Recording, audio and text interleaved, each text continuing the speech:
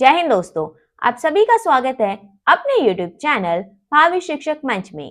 जैसा कि आप सभी लोग जानते हैं, हमारी एनसीईआरटी सीरीज चल रही है और जैसे ही हमारे ज्योग्राफी के 3 चैप्टर कंप्लीट होते हैं तो उसके बाद आपके प्रैक्टिस सेट आते हैं और 3 प्रैक्टिस सेट मैं आप लोग के लिए लेके आती हूँ। तो ये वाला जो हमारा चैप्टर नंबर 4 कंप्लीट हुआ था, ये है हमारा मानचित्र। चैप्टर नंबर 5 पृथ्वी के प्रमुख परिमंडल और चैप्टर नंबर 6 पृथ्वी के प्रमुख स्थल रूप। तो ये तीनों चैप्टर हमारे कंप्लीट हो चुके हैं और इनके प्रैक्टिस सेट में आपका प्रैक्टिस सेट 4 ला चुकी हूँ। प्रैक्टिस सेट 5 भी आपका कंप्लीट हो चुका है। आज हम प्रैक्टिस सेट 6 को कंप्लीट करेंगे और इसके बाद हम क्या करेंगे, इसके बाद हम चैप्टर नंबर 7 की ओर चलेंगे मंडे से। तो आज आपका ये कंप्लीट हो जाएगा प्रैक्टिस सेट इन तीनों चैप्टर्स का। और आपको पता है आज ना मैंने थोड़े मिक्स क्वेश्चंस लेके आई। मिक्स क्वेश्चंस तो रहते ही हमेशा आपके, कुछ क्वेश्चन मैंने रिपीट भी किए हैं ताकि आपकी और अच्छे से प्रैक्टिस हो सके। और आप जैसे हम कुछ क्वेश्चंस टफ होते हैं या फिर माइंड से स्किप होने वाले होते हैं, तो वो वाले क्वेश्चन मैं आज दोबारा से आपको करवाऊंगी ताकि आपकी और ज्यादा रिवीजन हो सके। अगर आपको आते हुए तो वो तो बहुत ही अच्छी बात है, और ज्यादा अच्छे से रिवीजन हो जाएंगी। और बाई चांस आप जैसे स्किप हो जाता है, माइंड से स्किप हो गया हो, तो वो आज आपके कवर हो जाएंगे। और आपको ये बात तो अच्छे से पता है कि जो एनसीईआरटी है वो हमारी हर एक एग्जाम के लिए इंपॉर्टेंट होता है।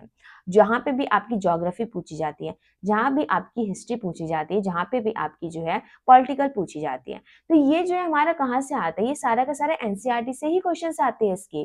चाहे वो आपका बीपीएससी टीआरई 4 के लिए क्वेश्चन हो, चाहे वो आपका डीट्रिपल में क्वेश्चन आते हो, सीटेट, एचटेट, सुपर टेट या एसएससी, पीसीएस या और अदर कॉम्पिटेटिव एग्जाम्स के जो हमारे क्वेश्चंस होते हैं, जीके होता है हमारा, तो वो कहाँ से आते हैं, वो एनसीईआरटी से आते हैं। तो एनसीईआरटी वाला पोर्शन जो होता है वो हमारा बहुत ज्यादा इंपॉर्टेंट होता है। हमें ऐसा लगता है कि एनसीईआरटी इजी है, लेकिन हम जब उसे पढ़ते हैं तो हमें वो चीज समझ में भी आ जाती है, कॉन्सेप्ट हमें अच्छे से समझ आ जाता है। लेकिन हम क्या करते हैं, फिर हम ना धीरे धीरे भूल जाते हैं। जैसे जैसे हम आगे बढ़ते हैं दूसरे चैप्टर्स की ओर, तो पीछे के चैप्टर्स हमारे क्या होते हैं, हम भूलने लग जाते हैं। तो उसके लिए आपको प्रैक्टिस करनी बहुत ज्यादा इंपॉर्टेंट होती है। इसलिए मैं आपको पहले कॉन्सेप्ट अच्छे से समझा देती हूँ, उसके बाद मैं आप लोगों के लिए प्रैक्टिस सेट लेके आती हूँ। और मैं ऐसा नहीं करती कि जैसे चैप्टर नंबर 1 वो कंप्लीट हो गया तो अब उसी के प्रैक्टिस सेट हम करते हैं। नहीं, ऐसा हम करते हैं तो फिर हमारा क्या होता है कि हमें तभी तो याद रहते हैं, बाद में वो चीज भूलने लग जाते हैं। इसलिए मैं ऐसा करती हूँ। कई बार मैंने हिस्ट्री में क्या किया था, 4 चैप्टर कंप्लीट होने के बाद आपके 2 प्रैक्टिस सेट लेके आती थी मैं,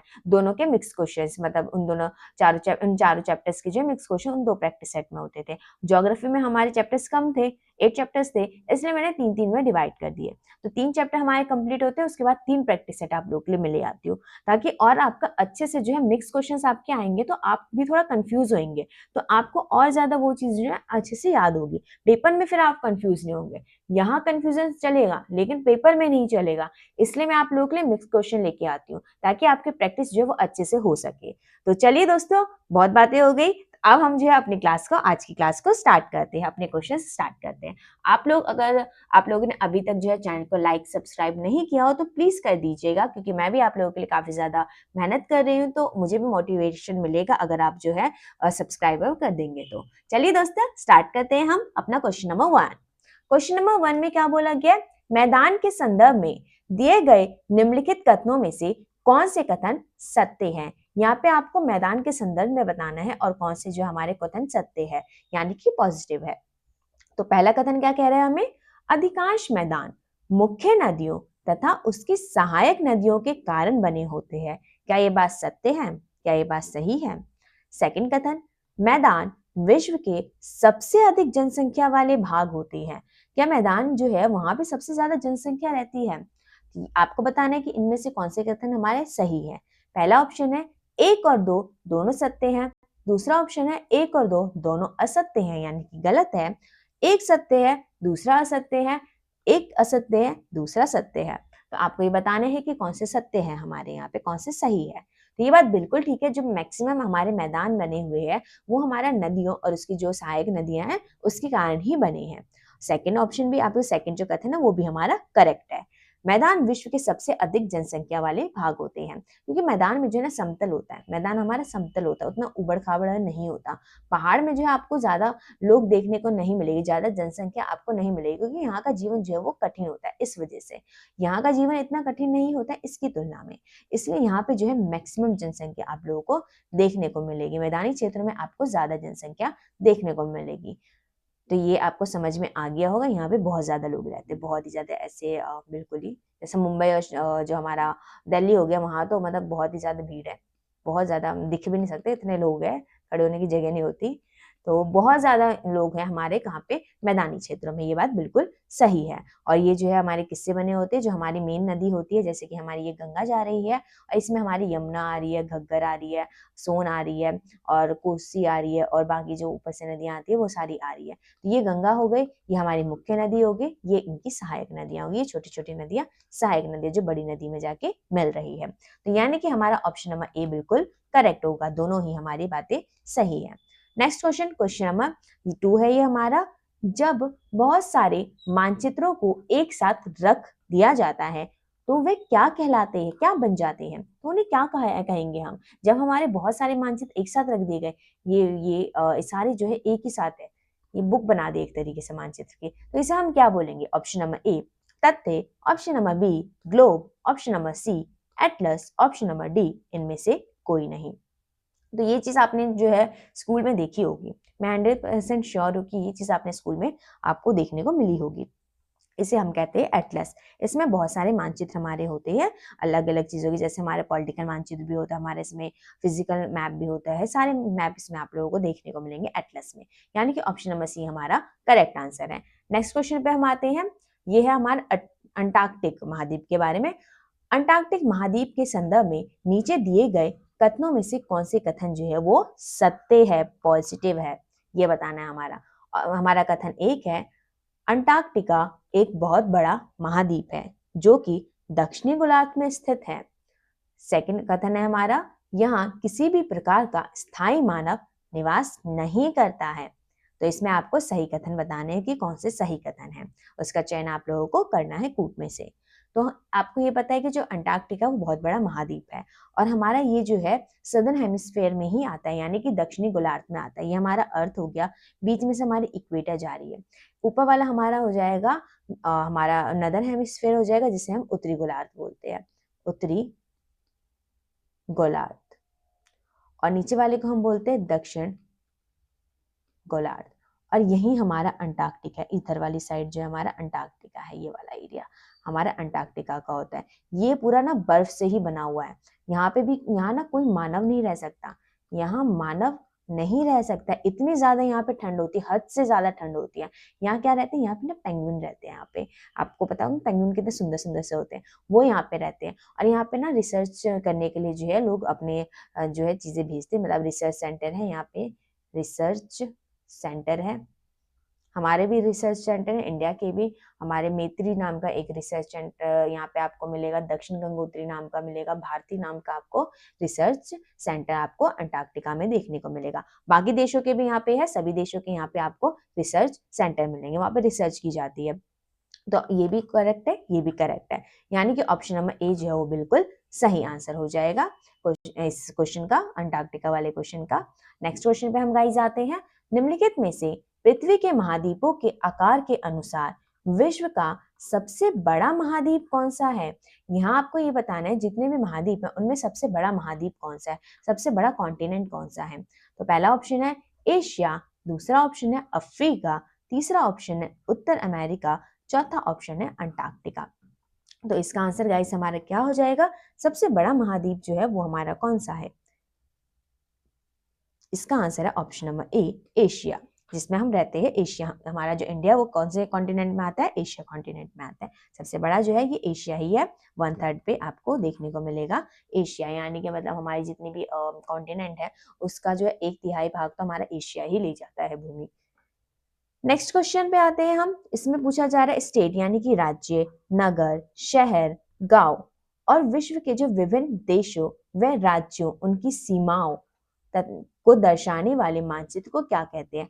जहां पे हमारी कंट्री हो, कंट्रीज हो, वैसे सिटी हो, विलेज को दर्शाता हो, और हमारे स्टेट हो जाए, इन सबको जो है कौन से मानचित्र में दर्शाया जाता है। ये जो मैं आप लोगों को बार बार इंडिया का मैप दिखाती हूँ, इस तरीके से हमारा जो है भारत का मैप है।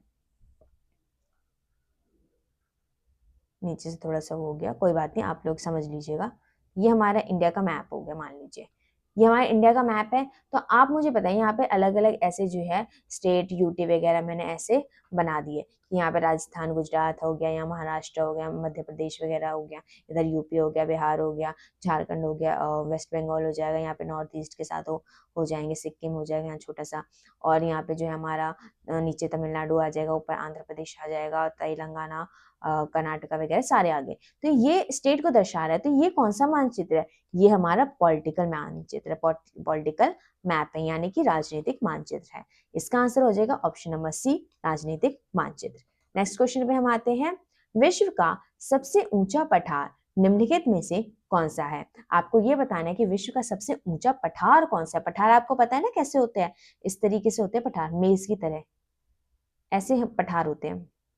तो कौन सा हमारा सबसे बड़ा पठार है? आपने नाम सुना होगा इसका। ऑप्शन नंबर ए, दक्कन का पठार, ऑप्शन नंबर बी, केन्या का पठार, ऑप्शन नंबर सी, युगांडा का पूर्वी पठार, ऑप्शन नंबर डी, तिब्बत का पठार। तो सबसे ऊंचा पठार हमारा कौन सा है? सबसे ऊंचा पूरे वर्ल्ड लेवल पे यहाँ पूछा जा रहा है कि सबसे ऊंचा पठार कौन सा है। वर्ल्ड लेवल की बात की जा रही है, याद रखना है आप लोगों को। आप लोग मुझे आंसर बताइए।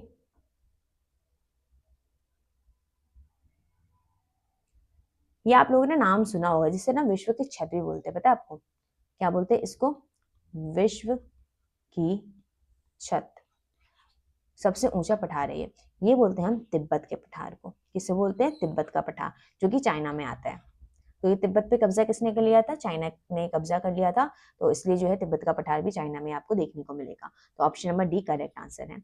नेक्स्ट क्वेश्चन, हिंद महासागर की आकृति निम्नलिखित में से किस प्रकार की है? जो हमारा हिंद महासागर है, जो कि आपको पता है कि एक देश के नाम पे पड़ा है, हिंद महासागर, इंडियन ओशन।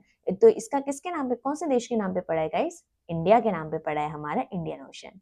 तो ये एकमात्र ऐसा ओशन है जो कि किसी कंट्री के नाम पे पड़ा है। तो काफी अच्छी बात है ये।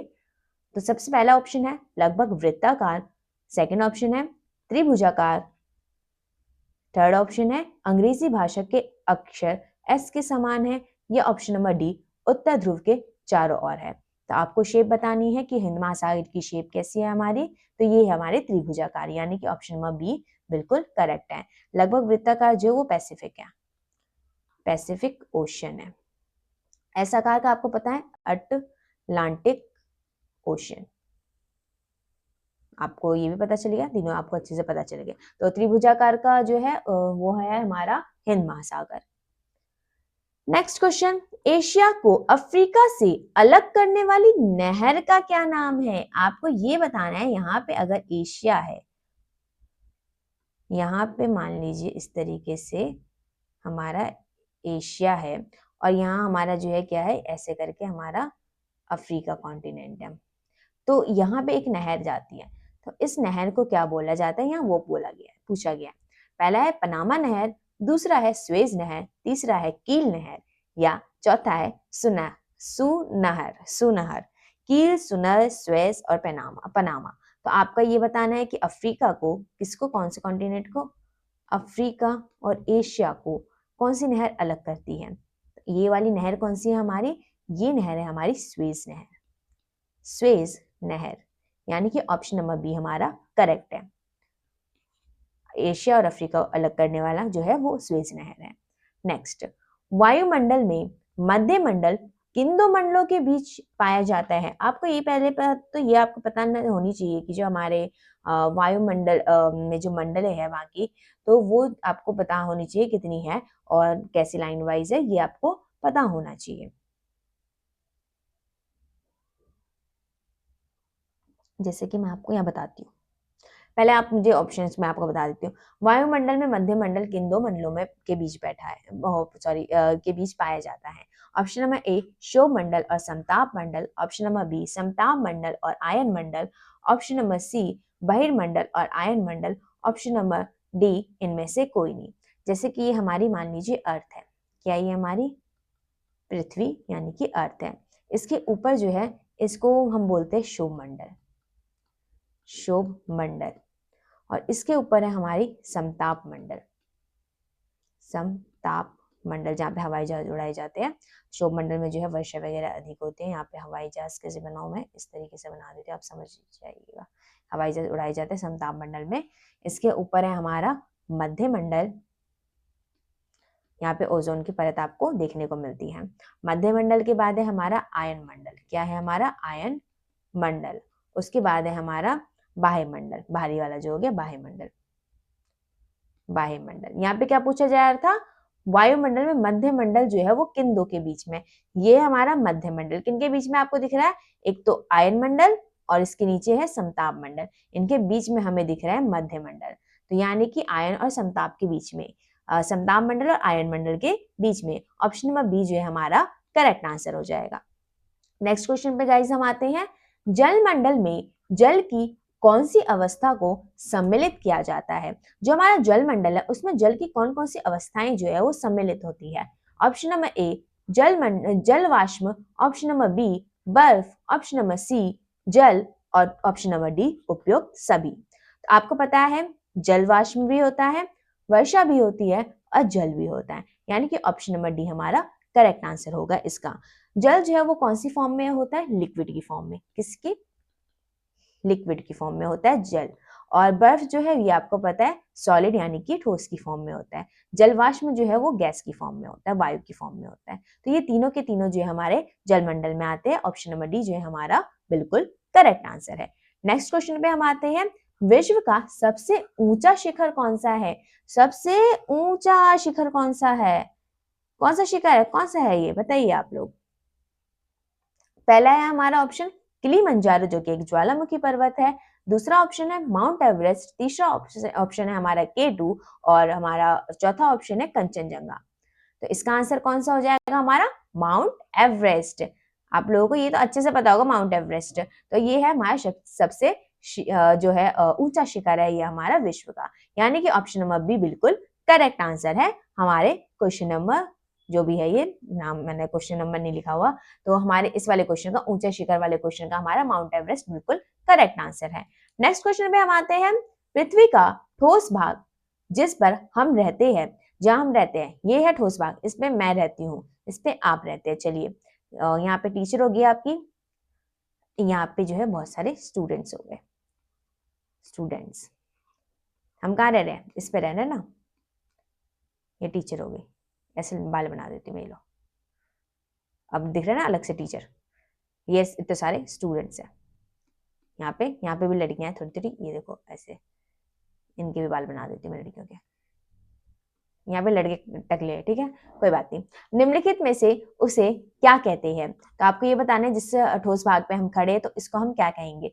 कैसे हम जलमंडल कहेंगे, क्या हम जल पे खड़े हैं, आप ही लोग मुझे बताइए, जल पे खड़े हैं हम लोग, डूब जाएंगे। सेकेंड है हमारा भूमंडल, क्या हम भूमि पे खड़े हैं, सच बताइएगा। सी है हमारा वायुमंडल, क्या हम गैसेस पे खड़े हैं, इनमें से कोई नहीं, ऑप्शन नंबर डी। तो आप लोगों को बताना है कि ये हम किस पे खड़े हैं गाइज, ये हम खड़े हैं भूमंडल पे, भूमि पे खड़े हैं हम, भूमंडल, यानी कि ऑप्शन नंबर बी। बिल्कुल आसान क्वेश्चन था ये वाला, आपको अच्छे से आ गया होगा, ये तो इजी था बहुत। नेक्स्ट पे हम आते हैं, विश्व की सबसे पुरानी वलित पर्वत श्रृंखला कौन सी है। जो हमारी वलित पर्वत होती है, फोल्ड माउंटेन होती है, तो वो उसमें जो है सबसे पुराना वाला कौन सा है। ऑप्शन नंबर ए अरावली पर्वत, ऑप्शन नंबर बी रॉकी पर्वत, ऑप्शन नंबर सी अपलेशियन पर्वत, ऑप्शन नंबर डी यूराल पर्वत। तो कौन सी पर्वत श्रृंखला हमारी सबसे पुरानी गाइज, बताइए आप लोग मुझे। ये हमारी ही देश में है जिसका नाम है अरावली पर्वत, ये हमारा फोल्ड माउंटेन है और ये सबसे पुराना फोल्ड माउंटेन है पूरे विश्व लेवल पे, यानी कि ऑप्शन नंबर ए बिल्कुल करेक्ट आंसर है। नेक्स्ट क्वेश्चन, एशिया तथा यूरोप को अलग करने वाली स्थलीय संरचना में शामिल है, स्थलीय संरचना में कौन सा शामिल है एशिया और यूरोप को अलग करने के लिए। क्या यूराल पर्वत है, क्या यूराल नदी है, क्या ये दोनों ही है, या इनमें से कोई भी नहीं है। एशिया और यूरोप की बात की जा रही है, एशिया और यूरोप को हम मिला देते हैं तो क्या बन जाता है, यूरेशिया बन जाता है। ये तो आपको पता ही होगा, मैंने बता रखा है बहुत बार। ये हो गया हमारा एशिया और यहाँ पे इस तरीके से यूरोप मान लीजिए। तो यहाँ पे जो है कौन कौन हमें अलग कर रहा है, यहाँ पे एक नदी भी जाती है जिसे हम बोलते हैं यूराल नदी, और यहीं आपको पहाड़ भी दिखेंगे, यूराल पर्वत। यूराल पर्वत ये दोनों ही अलग करने का कार्य करती है यूरोप और एशिया को। यूरोप और ये है हमारा एशिया। अगर इन दोनों को मैंने मिक्स कर दिया यूरोप और एशिया को, तो ये बन जाता है यूरेशिया। ये भी आपका इंपॉर्टेंट है, याद रखना है आपको। यानी कि ये दोनों ही सही है, यानी कि ऑप्शन नंबर सी हमारा बिल्कुल करेक्ट आंसर है। तो चलिए दोस्तों, बहुत बहुत धन्यवाद आप सभी का। ये पूरी वीडियो आप लोगों ने देखी और मुझे उम्मीद है कि आपको जो है बहुत मजा आया होगा ये क्वेश्चंस करने में, आपको काफी इंटरेस्ट आया होगा। इंटरेस्टिंग क्वेश्चंस थे, तो आपके सारे ही क्वेश्चन सही में होंगे, मुझे ये पूरी उम्मीद है। एक दो गलत भी हो गए तो कोई बात नहीं, दोबारा से वीडियो को देख लीजिएगा, आपको और अच्छे से समझ आ जाएगा और याद भी हो जाएंगे क्वेश्चन। और आप जो है कॉन्सेप्ट वीडियो जरूर देखिएगा गाइस, उसमें मैंने बहुत मेहनत की है, मैंने बहुत ज्यादा इमेजेस वगैरह लगाया आप लोगों के लिए, ताकि आपके जो है माइंड में वो चीजें सेट हो जाए, आपको अच्छे से याद हो जाए। ये छोटी छोटी चीजें ना हम भूल जाते हैं कई बार, तो इसलिए आप लोग कमेंट बॉक्स में मुझे बता दीजिएगा कि आपने कितने क्वेश्चन जो है वो सही किए हैं। तो अगर आप लोगों को जो है मेरी वीडियो अच्छी लग रही हो, आपको कॉन्सेप्ट वीडियो अच्छी लग रही हो, आपको जो है शॉर्ट्स अच्छे लग रहे हो, या आपको जो है ये एमसीक्यूज अच्छे लग रहे हो, प्रैक्टिस सेट अच्छे लग रहे हो, मेरा ये पढ़ाने का तरीका अच्छा लग रहा हो, तो आप लोग चैनल को like, subscribe, share and bell icon दबाना ना भूलिएगा गाइस। तो प्लीज दोस्तों लाइक सब्सक्राइब कर दीजिएगा वीडियो को अगर आपको पसंद आ रहा हो तो चलिए दोस्तों, अब हम जो है नेक्स्ट वीडियो में मिलेंगे। अब हम करेंगे चैप्टर नंबर, हम करने वाले हैं क्लास 6 की ज्योग्राफी का चैप्टर नंबर 7 को हम कंप्लीट करेंगे। उसके बाद फिर 8 कंप्लीट हो जाएगा, तो हमारी ज्योग्राफी कंप्लीट हो जाएगी। फिर 2 या 3 प्रैक्टिस सेट में आपके उन दोनों चैप्टर्स के लेके आऊंगी, तो आपका जो है पूरा ही ज्योग्राफी कंप्लीट हो जाएगी क्लास 6 की। फिर हम स्टार्ट कर देंगे पॉलिटी, कौन सी, क्लास 6 की जो है हमारी पॉलिटी स्टार्ट हो जाएगी। थोड़ा जल्दी स्पीड में कराऊंगी क्योंकि जहां तक मुझे पता है कि सीटेट का जो है जुलाई में एग्जाम होने वाला है, बीपीएससी टीआरई 4 का भी एग्जाम होने वाला है, तो थोड़ा हम स्पीड में चलेंगे और आप लोग रेगुलर रहिएगा ताकि आपकी अच्छे से प्रैक्टिस हो सके। क्योंकि बाद में जो है मैं सिर्फ मैराथन वीडियो दूंगी और उसमें जो है आपको एमसीक्यूज वगैरह करवाऊंगी, क्योंकि कॉन्सेप्ट मैं ऑलरेडी करवा रही हूँ आप लोगों को। तो आप लोग जो कॉन्सेप्ट कर लीजिएगा, प्रैक्टिस सेट अच्छे से कर लीजिएगा, और उसके बाद जो है आपके सिर्फ और सिर्फ एमसीक्यूज चलते रहेंगे। जब हमारे ओवरऑल सारे कंप्लीट हो जाएंगे, हमारे जो है क्लास 12 तक हमारा कंप्लीट हो जाएगा एनसीईआरटी तक। तो चलिए दोस्तों, अब जो है हम नेक्स्ट वीडियो में मिलेंगे, चैप्टर नंबर 7 में हम मिलेंगे। तो thank you so much guys, मिलते हैं नेक्स्ट वीडियो में। चैनल को लाइक सब्सक्राइब करना ना भूलें आप लोग। तो जय हिंद दोस्तों, मिलते हैं अगली वीडियो।